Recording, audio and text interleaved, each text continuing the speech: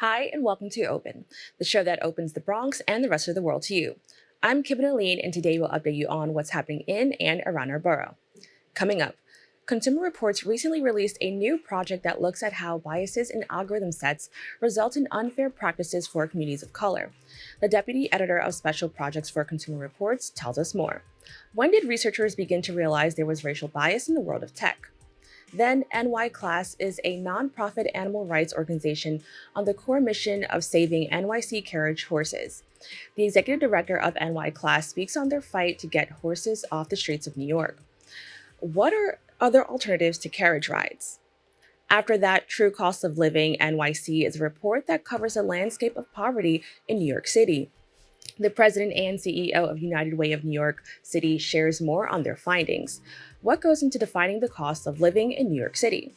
And finally, through the organization Osborne, the LGBTQIA+ program offers case management services to LGBTQ New Yorkers who are involved in criminal legal issues or at risk of being involved. The senior health educator and community liaison for Osborne's LGBTQIA+ program shares more details later on. What are the requirements to be eligible for these services?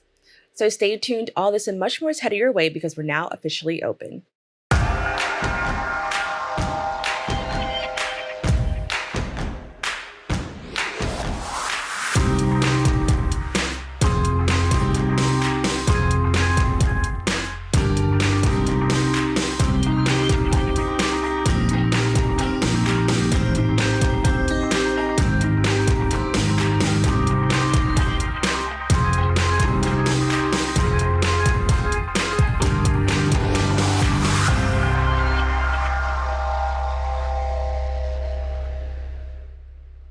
Hello everyone, I'm Kibin Alleyne and today is Tuesday, June 27th.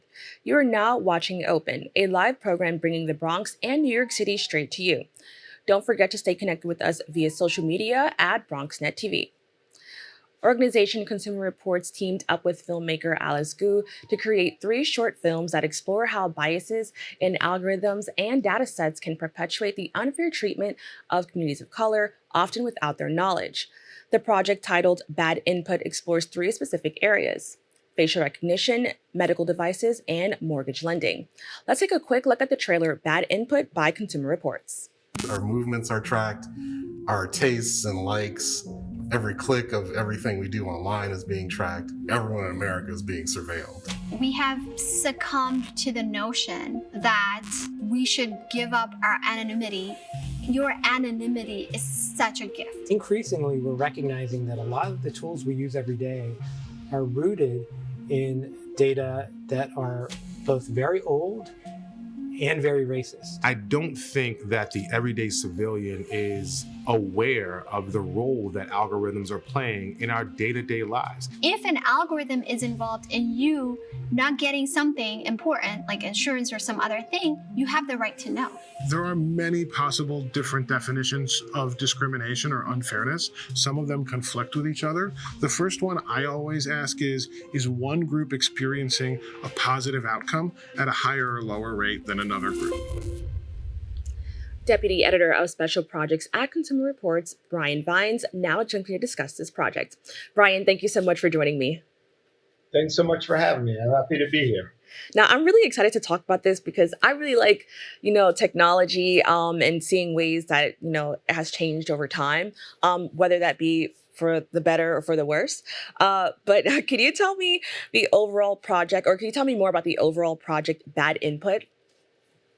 Bad Input, as you just showed some of, is a series of 3 short films that deal with this overarching idea of discriminatory technology.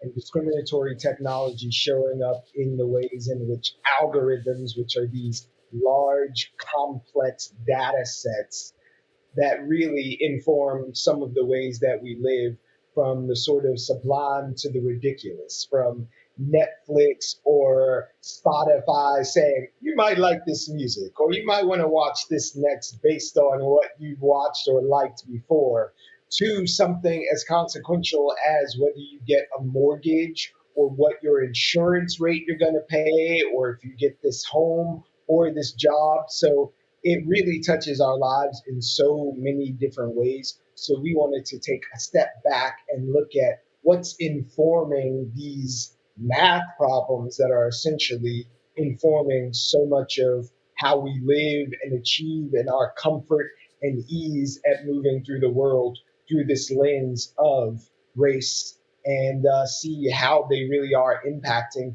and how they can be changed and what interventions we need to make that work more fairly for everyone. Now, I really like what you mentioned because I think that as more people, social media and technology, and how much we're online has impacted our lives. And I noticed that people say the algorithm, so casually, like it's a part of everyday language now. But I was shocked to see how much there is that we don't know about it. Can you just talk about how the algorithm has changed with the advancement of technology? I remember when I first heard about it, it was really just talking about what posts or what pictures you'd see when you're scrolling on social media. And as you mentioned, it has grown so much. So can you just talk about how it's changed with the advancement of technology? Absolutely. One of the things that was really eye-opening for us during this entire process, everyone at Consumer Reports and the filmmakers who made this as well, was even pinning down what an algorithm or artificial intelligence is and how those things enter the room, like from our ideas in the popular culture to what technologists in technology, and just the middle ground of all of the ideas of what an algorithm is or what technology is in that context.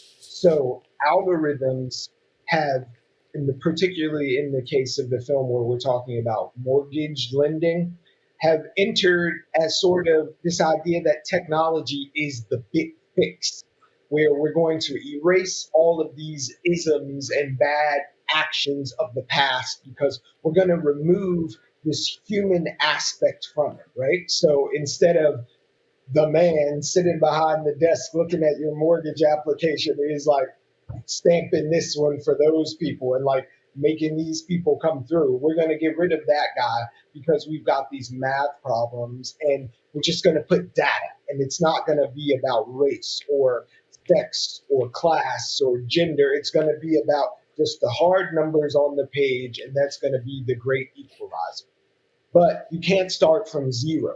So what an algorithm essentially does is this sort of deep learning where you got to feed the machine before it can come to some conclusion. So in order to feed the machine, we can't start with the person who walks in. If the two of us walk into a mortgage office and they say, oh, we've had one person apply for a mortgage, we're going to compare your data to their data and see which of these we think is less risky.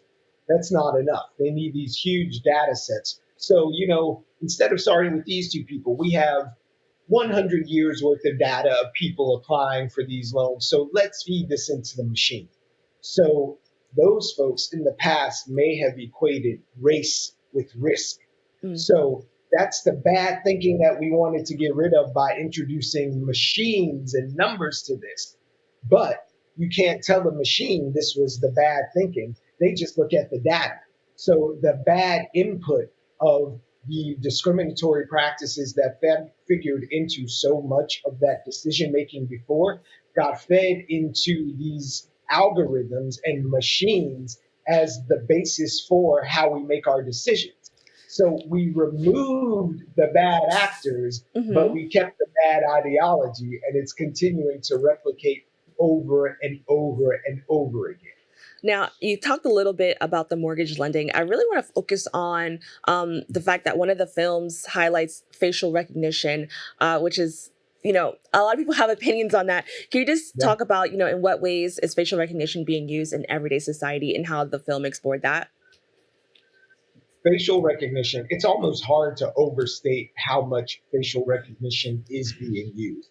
From one example that we all readily sign up for, right? This idea of the ease at looking at my mobile device and it recognizing me based on the data points that have been programmed into it. So it's something as easy as looking at your phone and being able to access it. That is facial recognition.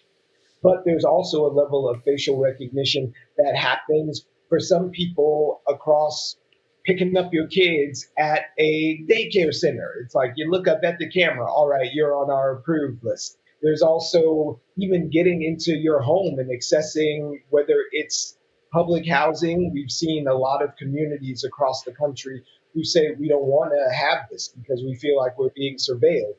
And it also comes to play in luxury developments where it's like, oh, I have the ease. I have my virtual doorman. It's going to let me in. So we see it at every sort of point of entry. But this idea that facial recognition is just really mapping the face. But what can be done with that? There are cases that we've seen across the country where criminal justice becomes involved, where to this point, it's only been Black men specifically who have suffered the ill consequences, not of being recognized, but being misidentified.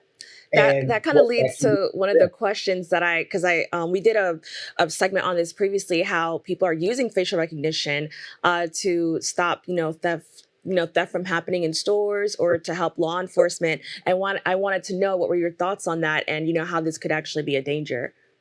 So one of the ways in which facial recognition is around us so much, and listen, I work at Consumer Reports, we're very concerned with making a fairer, more just, safe marketplace. And that also has to do with the experience of being at a shop. And so much of this technology has come in under the guise of loss prevention. So in order for things not to be stolen or for us to catch these bad actors, we need to know who these people are and be able to recognize their face. And we see people and companies, technologists actively working on not just keeping us all safe from the ills of people stealing or doing bad things or causing bodily injury in stores, but it transfers into this idea of mapping out shopping for you and what products come to what communities. I want to also, I'm sorry, because we have about 3 minutes left. So I also wanted to talk about how it affects us in the healthcare system as well. Can you quickly just let us know, how this technology is also perpetuating racism in healthcare?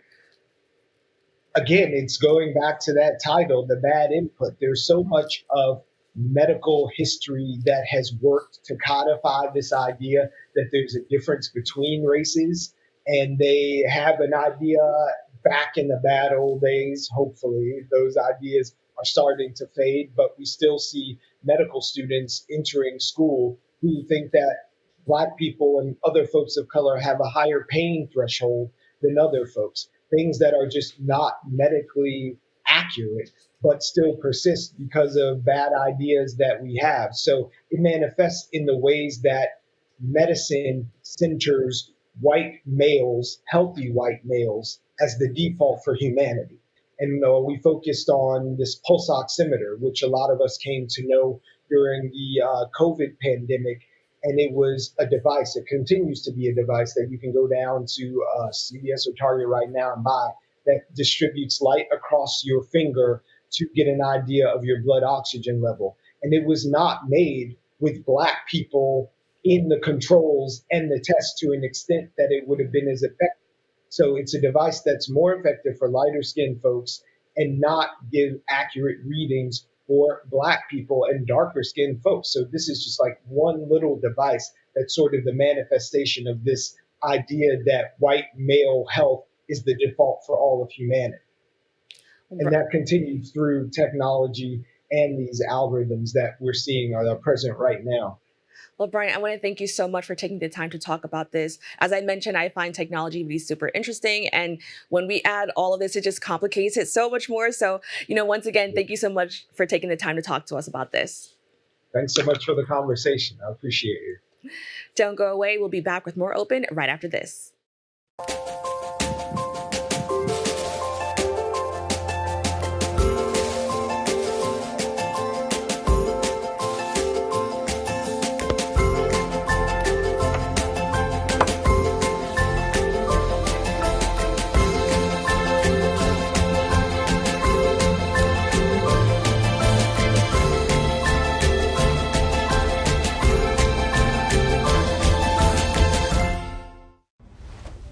Most hiring algorithms would scream me out. Some bosses couldn't see me as a leader. I've run this place for 20 years, but I still need to prove that I'm more than what you see on paper.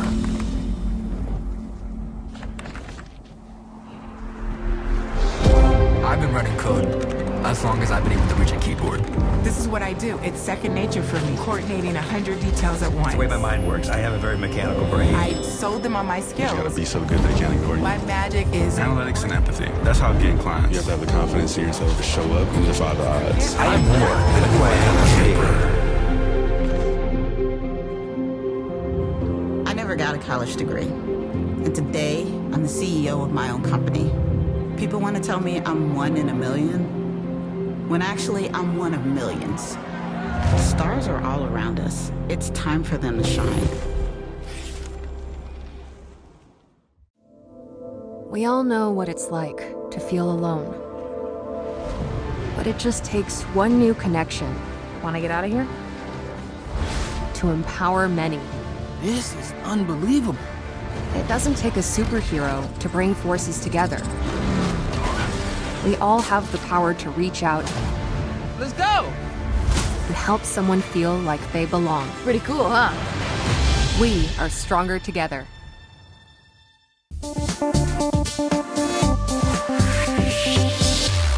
Welcome back. Last year, a video clip of a carriage horse named Ryder collapsing in New York City went viral. Since then, animal rights activists have pushed for new legislation called Ryder's Law, or Intro 573, to ban the use of carriage horses in New York. Before we start the interview, let's watch a video that sparked widespread concern for Ryder and other carriage horses just like him. Why you slapping him? Hey, he clearly ain't trying to get up.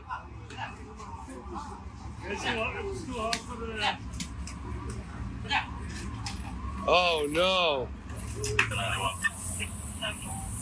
Come on, buddy. Come on, buddy. These animals don't fucking belong here.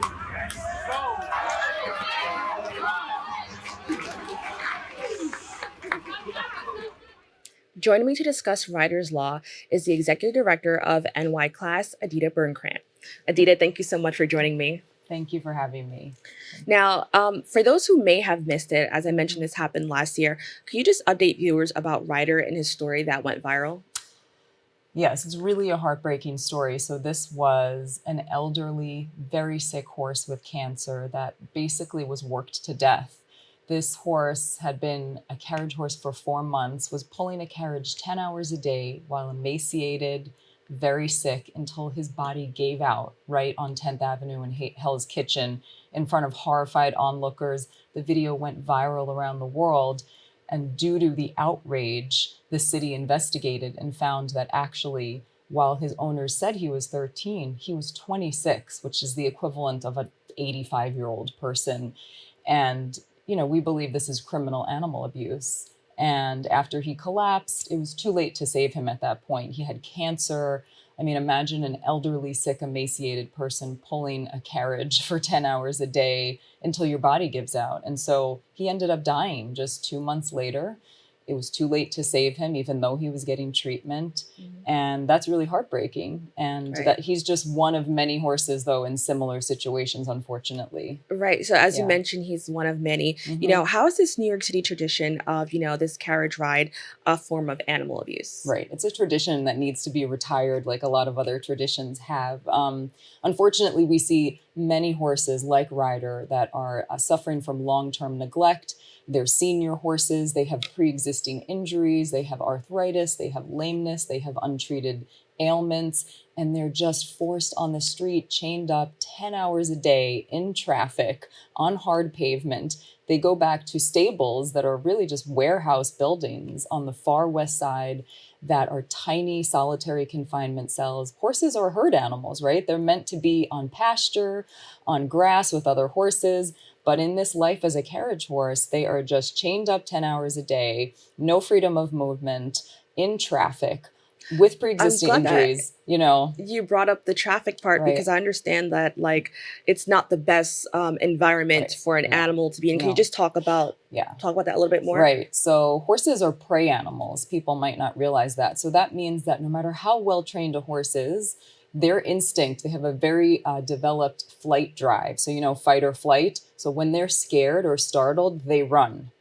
So there's a lot of frightening stimuli in Midtown traffic, as you can imagine. Honking horns, swerving cars, yelling people, anything can spook a horse. And so when that happens, they bolt into traffic, often into incoming cars. They break free from the carriage. So this happens often. Just crashes happen, collapses. I mean, anyone who's been in Midtown traffic, you know how chaotic it is, even just walking. But for a horse that's 1,800 pounds, becomes a weapon really in traffic when they're frightened because they get out of control and they run. This has happened dozens of times in the past few years. So it's really a public safety risk as well for everyone in Midtown. There's been so many crashes and tragedies. Now, I know that this has been, an issue that animal rights activists have been, wanting to just end for such a long time. But we do have new legislation called Riders Law, based on what just happened. Could you just talk about that and tell us more about that effort to ban horse carriages just in general? Yeah, so it was renamed Riders Law after Ryder's unfortunate death, just to honor him and to see that there's a way for the future that more horses don't have to suffer. It's Intro 573. But essentially, this legislation would do what so many cities around the world have already done, which is transition an old tradition, horse-drawn carriages on city streets, into something new, modern, safe, cruelty-free electric carriages. So these are beautiful carriages that look like horse-drawn carriages, but without the horse. They just have an electric motor, so they're eco-friendly. Many cities around the world have done this. Mumbai, India replaced their whole fleet of carriage horses with electric carriages. Guadalajara, Mexico, cities in Germany, Turkey, Petra, Egypt, where there's many tours of the pyramids. They would rely on like camels and horses. They're replacing them with electric carriages because cities around the world realize not only is it incredibly cruel to do this to horses in the 21st century, it's very dangerous. It's a public safety risk because horses are prey animals and they spook, and they're not meant to be in modern day traffic because it's the 21st century. Now, Mumbai, India just recently replaced their entire fleet of horse carriages with electric carriages. And other places around the world are also following this trend. Why do you think New York City hasn't caught up to this yet? Well, that's a good question. New York City is a leader in so many ways, but sometimes I think change can be hard. It's something that has been a tradition, glorified in movies and TV. I think it's when something is a tough political issue, it's not necessarily about what the right thing to do is when there's forces opposing it, when it gets political. So I think it's just been controversial because the owners in the carriage industry kind of don't want to make any changes. There can be resistance to change. They want to keep doing what they've been doing, but the world changes, the world evolves. This is a trend around the world, and New York City just can't keep going on with this horse abuse and putting everyone in Midtown at risk. So just to feel good or just to have that warm feeling, because so many animals are getting hurt in the process. Now, I also want to mention there apparently are benefits to the drivers and passengers if we do switch over to electric carriages. Can you just talk about what those benefits are? That was very important in this legislation, in that it's a win-win for everyone. Not only is it a win for the horses who will go to retirement homes and get to be on grass and be happy, but for the owners and drivers, like in other cities, the former horse carriage drivers and owners say that they increased their profits by 200% sometimes when they made the switch, because it's very expensive for the upkeep of a horse. So when you remove that equation, then you can have greater profitability. They would be able to, in New York City, go into other areas of the city that currently they're not allowed to. They can travel in all weather, 24 hours a day, because there's not restrictions, because you have a horse that can't be out all day. And also, I'm sorry, I lost my train of thought. No, it's okay. Well, the benefit, right? Okay. So another important benefit is that this would mandate that the actual drivers get benefits and worker protections, which they don't get now. If they're injured, they can't get disability or workers' comp. So it would actually make the drivers real employees by law, give them prevailing wages, sort of uplift their industry, because we feel they're being exploited by the carriage owners, being classified as independent contractors. So no protections So we want this to be a business of the future and a real career for people that has long-term, not a dying industry. And as I said, for the owners, if other cities around the world have done the same thing and increased profits by 200%, that's a pretty great business incentive, I would say. And it benefits everyone because the city will be safer. Right now, you have these horse carriages right in the worst of Midtown traffic. They don't adhere to any safety or road standards. They fall apart so easily. It's just crazy. People don't even have seatbelts on these things and they're out in Midtown traffic. So the electric carriages will have to adhere to really strict federal, local road and safety standards. So then we're going to have a safer city in general. So I see it as nothing but positives. Now, as I mentioned, it went really viral. We saw so many onlookers who, I think like for a lot of people, they don't see it initially as animal abuse because it has always been paired with like such happy memories or like fond memories of New York City. But we have seen that so many people did care about this horse and care about this. Has there been any support from the other New Yorkers or politicians in support of this new alternative? Oh, absolutely. There was an outpouring of support ever since Ryder. And then, we know the majority of New Yorkers support banning horse carriages. So there was polling done of New York voters last year, and it showed that over 71% fully agree that yes, we need to get horse carriages off the street. And New Yorkers don't agree on everything always. So I think that we know a majority of people who live in this city want to see this transition to something else. And we do have support in the city council. We have 18 council members signed on as co-sponsors, but we need more to pass this. And like I said, change can be difficult. People get stuck in the past sometimes and resistant to change, but we know that this is the right thing to do. New Yorkers support this. We get people from all over the world that saying, tourists that come here that saying, I can't believe this is still even happening. Why is this still happening? That know how cruel it is. And even before the Ryder situation, this has been going on for decades and decades, this cruelty and abuse. So we have a lot of support. Now, what can New Yorkers do to make sure that this alternative gets put into law? So the best thing that any of your viewers can do is everyone who lives in New York City has a council member, right? So if you call or email, calls are usually best, but you can email your council member. It literally takes less than 5 minutes. And just say, hi, I live blank. I am your constituent. I really hope you will co-sponsor and pass Ryder's Law Intro 573. I don't want to see these horses abused any longer. We have a great alternative. Simple as that. And, people feel like one phone call or email can't make a difference. But believe me, your elected officials want to know what you hear, what you believe. And when you call and reach out to them, it makes a difference. So if we can generate a lot of phone calls and emails, we can get this passed. Now, I truly appreciate segments like this where we get to talk about this because I think I was like one of those New Yorkers who initially when I would see a horse in the street, I would say, oh my gosh, look, there's a horse. And I think a lot of people don't really think, further about. So I'm like, it's a really sad reality that happened, but I think it going viral, really opened so many people's eyes towards like what was actually happening. I know that your organization's Twitter account also posted, how it's continuing to happen and more horses are being abused. So you could just quickly just talk about why that is important to just keep showing people that this is still happening. Right. We're out there all the time documenting and showing the world because it is still happening, unfortunately. There's not enforced. The city agencies that are supposed to look out for these horses are not doing it. Carriage drivers routinely break the law. They go down one-way streets. They run red lights. Just wild nonsense going on. And elderly, again, senior injured horses, lame horses. Lameness means just basically leg injuries. Right. I mean, that's still going on. So we document this, we report it, we get it out to the public. We want people to see the truth because we're the only ones out there advocating for those horses. And there's so many others just like Ryder still out there. And we don't want to wait till they collapse on the street and then drop dead shortly after. It's like public animal abuse happening. And like you said, people become immune because something just seems normal. Like, oh, I see it every day, it must be okay. But if we look back in history, a lot of things that seemed normal, now we look back and say, wow, how was that okay? It's not okay because we've evolved. Well, I want to thank you so much for joining us to have this conversation. Oh, it's amazing to be here. Really happy to be, reaching out to the Bronx community because we actually need a lot of support from Bronx council members. So all your Bronx listeners or anyone beyond, if you can contact your council member, we can help save these horses. All right. Thank you so much for joining us.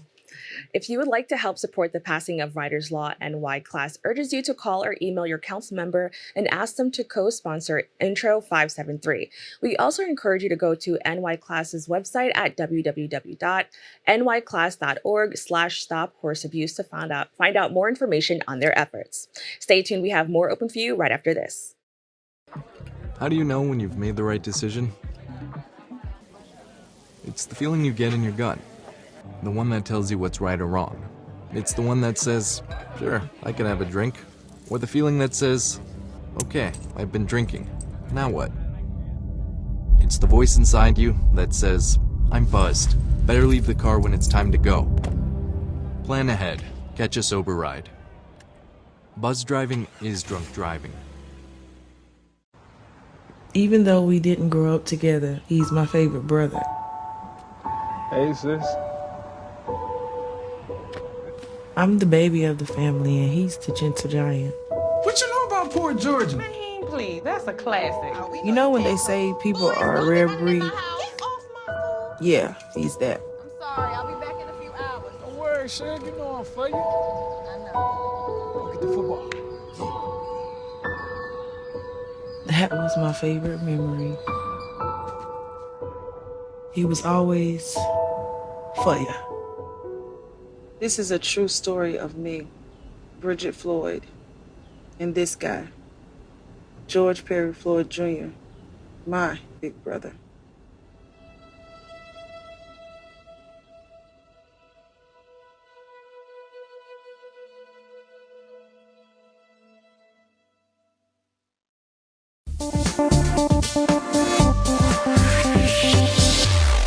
Welcome back.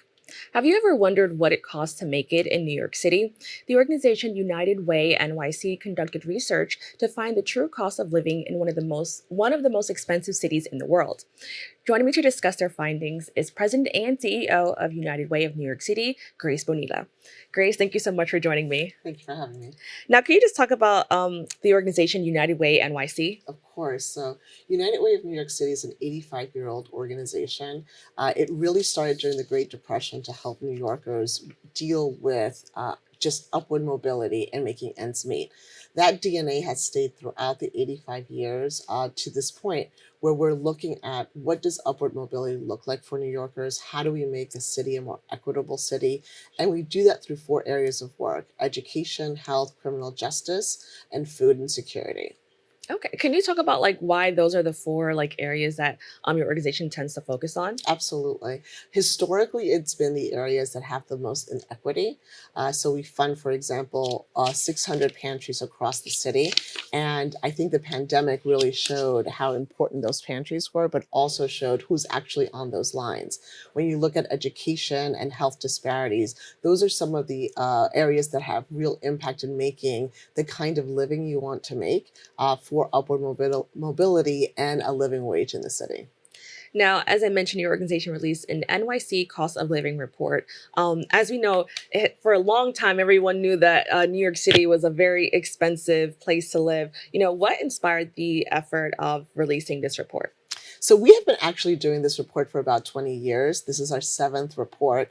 The reason this report was so critical is because it was the first time we were looking at a post-pandemic data. The impetus for releasing the report is to really tell New Yorkers what the heck just happened through this pandemic. Why are we all struggling to pay our rent? Over 500,000 people were behind on their rent during the pandemic, and we knew that was going to have detrimental effects in New Yorkers just being able to make ends meet. So this particular report, even though we've been in this business for 20 years, was critically important. Now, I'm really shocked right now to hear that it was 20 years of trying to find this. So what are the things that you look for over the span of 20 years, and why does it take so long to kind of find this information? So the information has been pretty consistent. We know that the city is an expensive place to live, but by way of comparison, before the pandemic, based on the data we looked at, 36% of New Yorkers had a hard time making ends meet by the end of the month. Since the pandemic, it's going up to 50. We look at several sources of data that are available to anyone. The American Community Survey, for example, that is submitted by the US Census Bureau. There's also the fair market rent that is done by HUD. So we are looking at official data and how it impacts New Yorkers. And it's been shocking. We were shocked as well. We didn't think the numbers were going to go up as much as they did. Now, I'm curious to know what were the differences between the different boroughs? Because I think if you're a New Yorker, you know, like sometimes living in the Bronx can be vastly different from living in the middle of Manhattan. So what were some of the differences you found in regard to the cost of living? Well, you're absolutely right. Manhattan has always been incredibly expensive. However, what we found was that 3/4 of those that we looked at in the survey that were income insecure and not able to make ends meet were living in Brooklyn, the Bronx, and Queens. That makes a lot of sense when you look at the rate of rent increase. So for example, in a borough like Queens that normally is seen as pretty affordable, rent went up by 18%. Wow. Now, your organization found that 50% of working age households can't afford the cost of living. You know, what were the reasons for that finding? So some of the most common things that make it really expensive to live here, housing is absolute obvious, but we also saw that transportation is more expensive than it was many years ago, and that the rate of income is not going up at the same rate as transportation. Childcare was another. So the combination of those three, depending on your household composition, is going to put you in a place where you are not making enough to meet your needs for the month. The other one that people sacrifice often, which is why we're in the business of food, is food.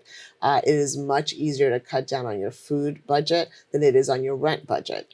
So folks that are already vulnerable tend to eat less healthy as they see other things in their budget going up.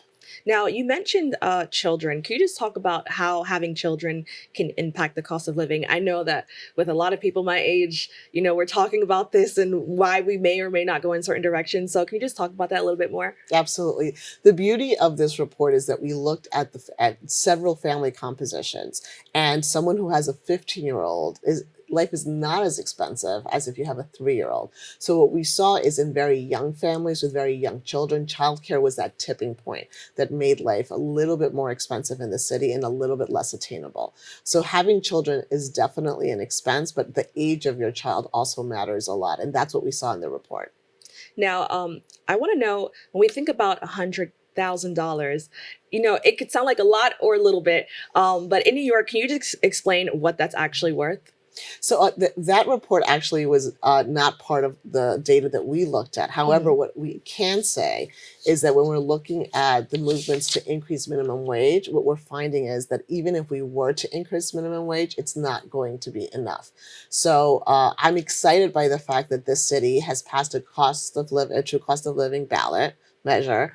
The city will be measuring this. I think it is slated to come out or start the study March of 2024. We're hoping that this study can really influence what all of the elements the city will look at so that we can get to exactly your question. What is the dollar amount necessary? I can tell you that someone that makes minimum wage to rent an apartment in New York City, a 1-bedroom, they would have to work 111 hours a week to be able to pay for it, which is why people are doubling up and finding other ways to make a living. And I understand, like, I mean, I don't know if there's any findings to support this, but I hear that a lot of people are also considering leaving New York City just in general. You know, is there something that you can share about, you know, this conversation that has been buzzing around? Well, I think there was a report a couple of months ago from the New York Times looking at middle-income Black families fleeing the city. I think it's the worst possible scenario to lose our middle-income families who can give so much to the city because of this problem, that leaving only the 1% and the most vulnerable in the city, really increasing the gap between the haves and the have-nots. So it is, we are at a critical point where I'm hoping the federal, state, and local government can make a difference so that New York can be the vibrant community that it's always been. Now, according to your findings, since 2000, the cost of basic needs continue to rise faster than earnings. Can you expand on that finding? Absolutely. So rent is one of those, but food since the pandemic has been another. So we know that the cost of getting food from wherever it comes from to our local markets has increased in cost. There have been a lot of disruptions in that transportation. And the reality is that we are not making sure that people are making enough to meet those increased costs. The report really shows that we need to move at a much faster rate. And my hope is that not just government, but private industry takes a look at this report and realizes that if you're going to do business in the city of New York, you need to pay your workers a living wage. Now, you briefly mentioned, Black middle-class families. Can you talk about what the study found in regard to racial background and the cost of living in New York City? People of color living in New York City are worse off than their white counterparts. So we found that 65% of Latinas are living below the poverty level or are not making a living wage. When you look at Black New Yorkers, that's about 58%, 56% for Asians. It really is a very stark reality if you're a person of color living in the city of New York. We also found that in order to make the same as your white counterparts, you have to be overly educated. So some white counterparts may be fine with a college degree. People of color in the city of New York have to get graduate degrees and PhDs to make the same amount of money, meaning they're also getting into more debt to try to make a living here. And I also want to talk about age. Did you guys see any differences based on like how old you are? So we didn't see a difference based on how old you are. And to be fair, the report really looked at working New Yorkers, so 18 to right before retirement.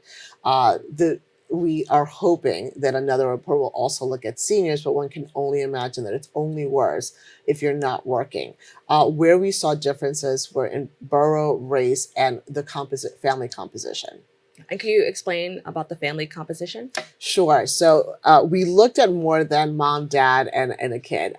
Family composition could mean that you are a single parent who's also taking care of your parent, that sandwich generation that's taking care of children and older adults. What does that mean for your income? The difference between having a very young child or an older child, that is also going to impact how much money you're spending in that household. So those were the family compositions we were looking at.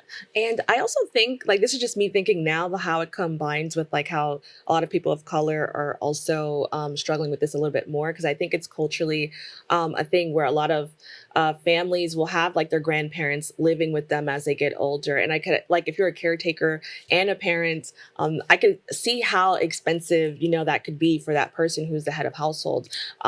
Yeah, that's exactly right. And frankly, we saw that so prevalent during the pandemic. As home health aides were unable to make it to their elder clients, it was women and women of color who decided to leave their jobs to take care of their parents. As schools closed and said, we're going to do virtual learning, it was women of color who either were taking their children to work with them and until that was unsustainable and then left their jobs. All right. So yes, absolutely. It is definitely a cultural byproduct of us taking care of our young and old that has also led to these findings.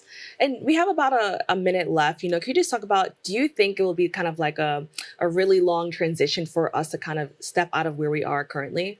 It unfortunately already has been a very long transition. The official poverty measure at the federal level, for example, has been out of tune with cities like New York for over 60 years. It's studies like this, and this particular report has also been done in a number of other cities across the country. And the changes have been at the local level because federally it's just been too hard to move the needle. Our hope is that we're getting a little bit closer and that we are really empowering people to go look at this report. You can look at it by zip code. You can actually see what's happening in your own neighborhood and advocate for the city so that we can be a more equitable city. Well, Grace, thank you so much for joining me. Thank you so much. To find out more about this report, please go to www.unitedwaynyc.org. We have to take a quick break, but we'll be back with more Open right after this.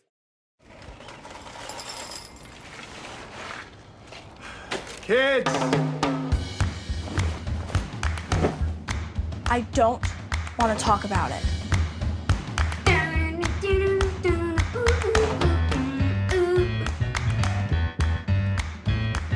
I don't want to talk about it.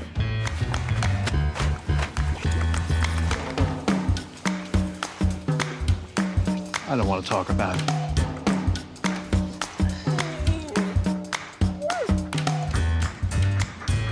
I don't want to talk about it.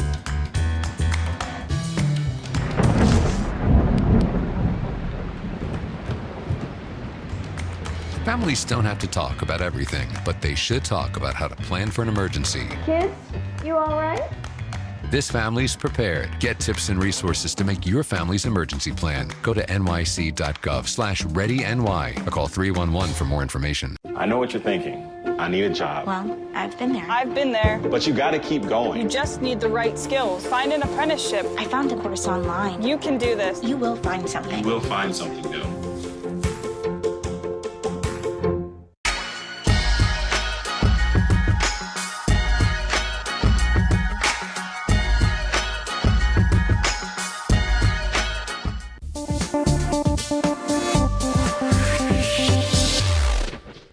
Welcome back.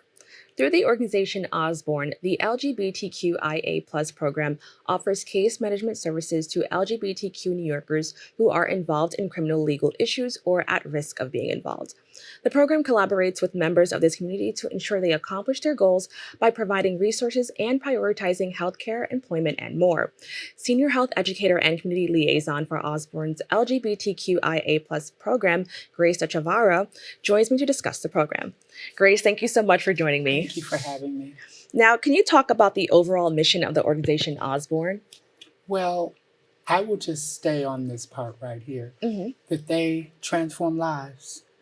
And it's usually those individuals, families, and communities that are affected by our criminal justice system throughout since 1933. Now, what is the LGBTQIA+ case management program?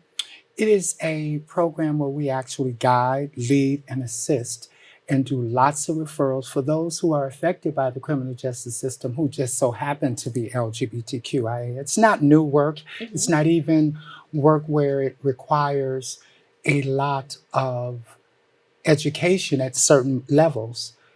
At the level in which I've had the privilege to do, I've been able to use my own lived experience as a person with a criminal justice, background.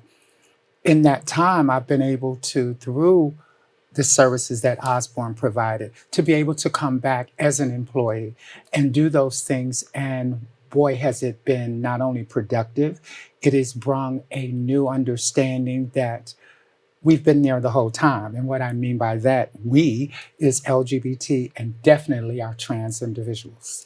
I think that's so amazing. I love to hear stories where people is like, an organization that helped you eventually, joined the organization and was able to give back. Can you just explain why that was so important for you to kind of It was so important. It is so important because a lot of times when you're in those spaces of incarceration or you're a detainee or you're just dealing with supporting family, a lot of times shame comes with that.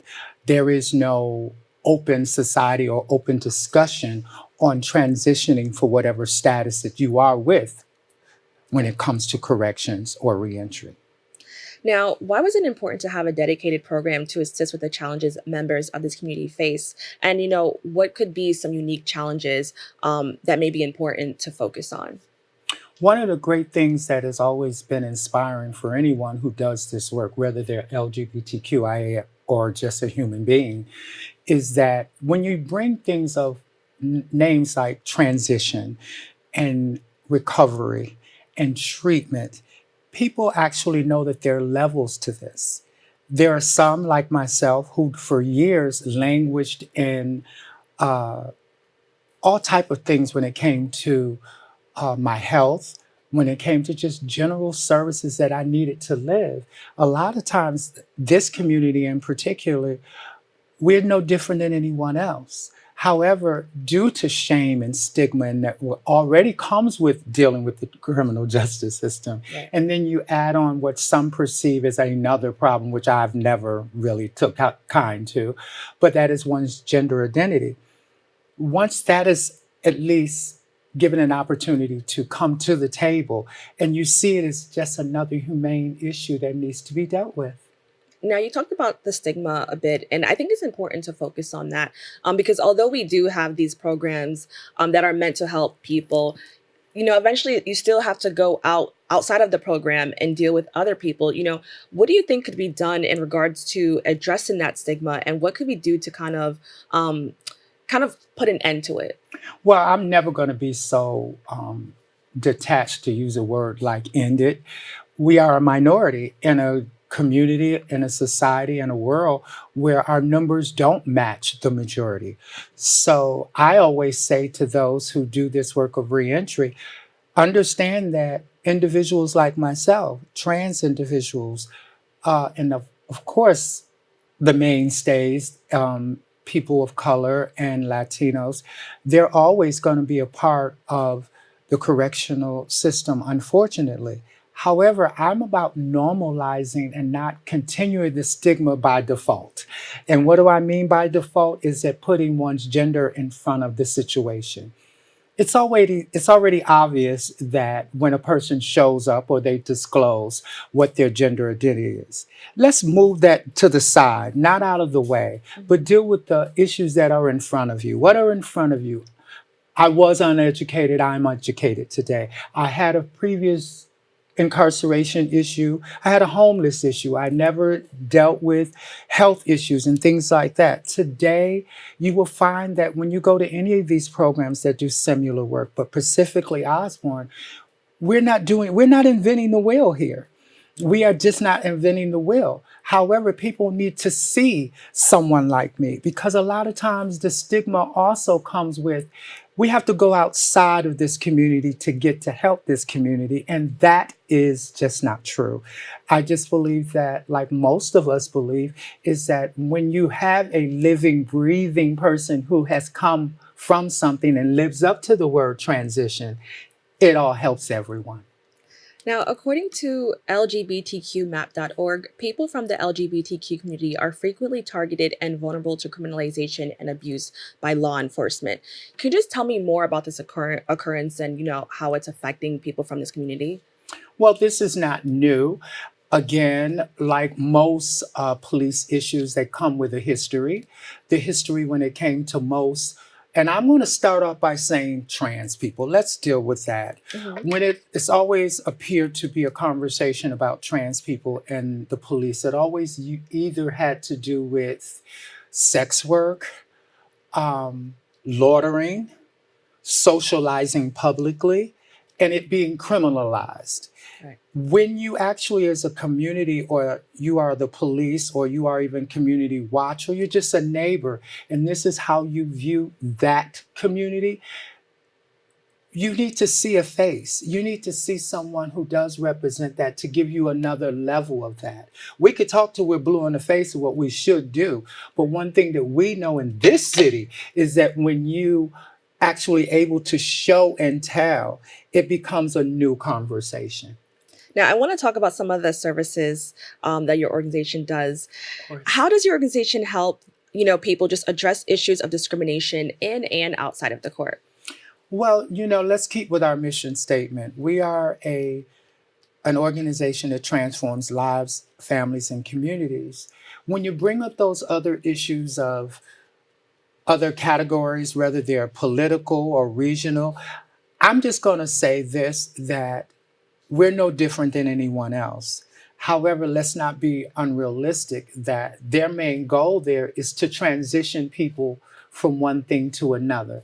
I'm sure those things are always addressed as we go toward that. But specifically, I would never say on this show, or any show for that matter, about the policies or the ideas in which Osborne may have right now. I know that when it comes to freedom and transitioning, it comes for and with the LGBTQIA community. And can you talk about self-advocacy? I know there's training for that. Why is self-advocacy so important? And it's something that people should learn how to do. Because it's a classic fabric of this country here. When we look at every issue, from women issues to people of color issues, to whatever issues, mobilization always starts off with a conversation. And then you get those people who can advocate that and get it out to the community in which you seek, in which you just also maybe want them to hear what you have to say with proof and receipts and ideas. So that's how I just would think that I would answer that. Now, in addition to legal services, the program offers healthcare, employment services, and peer support. And I was so glad to hear peer support because I think it's so important to have help. Like, of course, it's important that the people, could help you. But to have a peer help you, I think is so important. So can you just talk a little bit more about that effort? Well, shout out to my peers. I want to give that out because peer goes not only for this agency. I believe that most agencies that do reentry work, you can't live without us. How are we going to be able to say that we are transforming lives if you only have people there who are of executive teams or those logistical things? You've got to have that. And it's been so great for me because, as I've said, I was a former incarcerated trans woman, went to an agency called Osborne Association, took those programs, no different than anyone else who comes in contact. I just happen to be LGBTQIA affiliated, and I'm also a Black trans woman. Me saying that empowers those who are maybe still doing criminal history and want to come out, and they know my story, quite documented. I'm always everywhere running my mouth.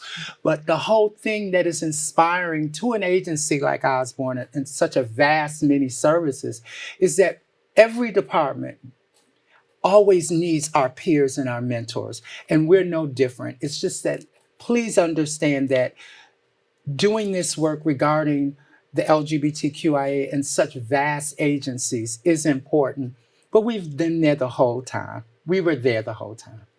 Now, what are the requirements to be eligible for these services? So if someone's watching, how do they know that this program may be the right fit for them? Well, first of all, you can go to Osborne online. You can go to Grace Detrevarah on Facebook. You can go to you can email me, and that is my first initial and my last name at osborneny.org. Or you can give us all a call at 929-239-5902 and start from there, because we've got to do like everything is. You have to first have that conversation. Now, what are some goals that you hope to achieve in the future in regards to the work that you're doing right now? Well, I'm achieving it now because doing this work, going around nationally and especially regionally in my Bronx, boogie down Bronx, people listen to realism. And it's not on a piece of paper all the time. You need that paper. Right. However, it's more inclusional and more tolerant, and it moves away from tolerance to it becomes ordinary and common. And we ain't there yet, but that is the idea. Well, Grace, I want to thank you so much for joining us and having this conversation. Thank you. To keep up with Osborne, please follow them on social media at Osborne Association. We've come to the end of our show today, and I'd like to thank all of our viewers and our guests for joining us, and you, the viewers, for tuning in. If you missed any part of today's show, you can catch the RehableCast at 5 and 10 p.m. on Optimum, Channel 67, and Verizon Fios, Channel 33, or watch anytime on the web at bronxnet.org. I'm Kibin Alleyne, wishing you and yours safety and wellness now and always. See you next time.